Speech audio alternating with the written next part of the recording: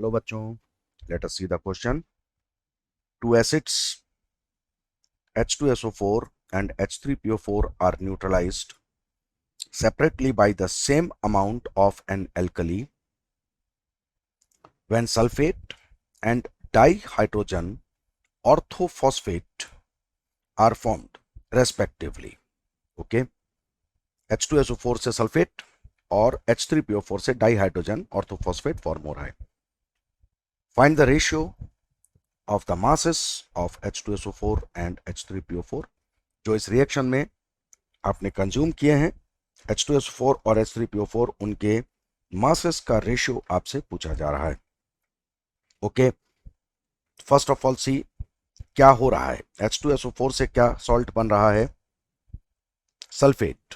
यानी ये reaction H2SO4 के मैटर में चल रही है. यहां पर H2SO4 का वैलेंसी फैक्टर क्या होना चाहिए? 2. दूसरी रिएक्शन जो H3PO4 से चल रही है, H3PO4 किस में कन्वर्ट हो रहा है? It is getting converted to dihydrogen orthophosphate.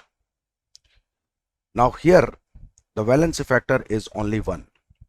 Okay, दोनों बार दोनों एसिड्स को सेम एल्कली के साथ आप रिएक्ट करा रहे हैं, इसलिए equivalents of base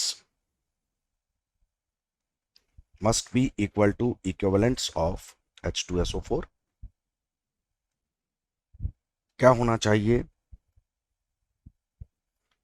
number of moles हैं बेस के n, और जो भी उसका वैलेंसी फैक्टर है वो V लिख दिया जाए.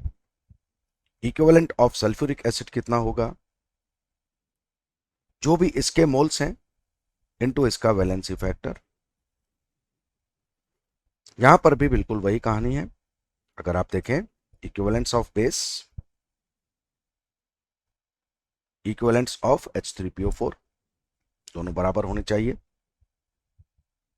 मोल्स वही हैं, बेस का वैलेंसी फैक्टर वही है.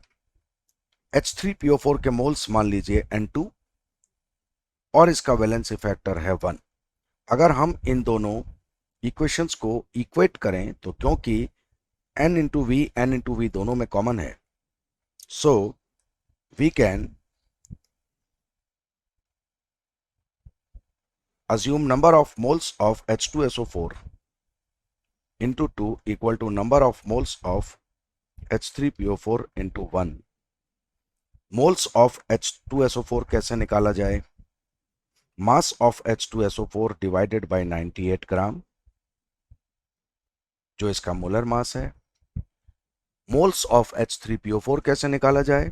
Mass of H3PO4 and again divided by 98 ग्राम, क्योंकि इसका भी मोलर मास 98 ग्राम है. It becomes a little bit easier. 98 gram cancel हो गया. What should be M1? M1 must be M2 divided by 2, or M1 by M2 equal to 1 by 2, that is 1:2 should be the ratio. So which option is correct? Correct option is option B. I hope you understood. Best of luck.